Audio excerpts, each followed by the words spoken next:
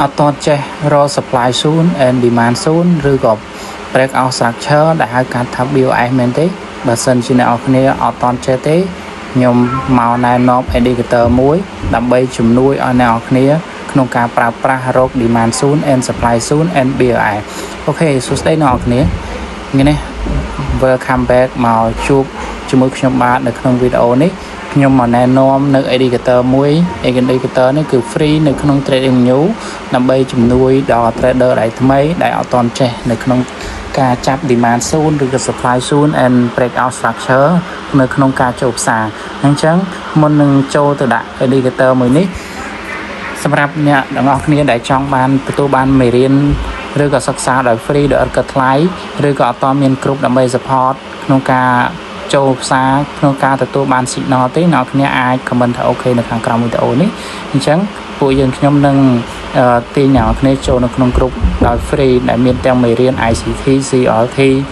ឬ SMC ឬក៏យុទ្ធសាស្ត្រផ្សេងៗនៅក្នុង tool ផ្សេងៗសម្រាប់ឲ្យអ្នកគ្នាចូលផ្សារអញ្ចឹងកុំឲ្យខាតពេលយូរតោះយើងទៅមើល editor ទាំងអស់គ្នាដោយអ្នកគ្នាឃើញអញ្ចឹងនៅលើនេះខ្ញុំអត់ពិបាកចាប់រកកន្លែង supply soon and demand soon ទេឬក៏ BOS ហ្នឹងអត់ពិបាកចាប់ទេគឺ editor នេះចាប់ឲ្យ auto ហ្មង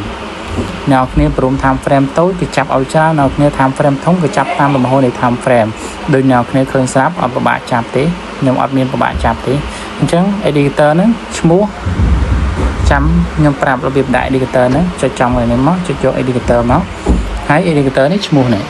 កន្លែងកន្លងទី2ហ្នឹងនឹងសរសេរមកនេះឈ្មោះ editor ហ្នឹងនៅក្នុង trader menu ហ្នឹងគឺ free ទេអ្នកគ្នា search ពាក្យតាមយកមកហើយ select ដាក់ indicator ហ្នឹងមកសម្រាប់ setting អ្នកគ្នាអាចប្រើ setting បែបនេះបានទីអត់ប្រហែលទេ setting មានតែប៉ុណ្្នឹងឯងអញ្ចឹងសង្ឃឹមថាវីដេអូមួយនេះនឹងជួយអ្នកគ្នាឲ្យស្រួលក្នុងការ trade នៅក្នុងការរកលំហូរនៃទីផ្សារបើសិនអ្នកគ្នាមានចម្ងល់ឬក៏ចង់បានព័ត៌មានបន្ថែមផ្សេងៗ complete comment នៅខាងក្រោមអរគុណច្រើន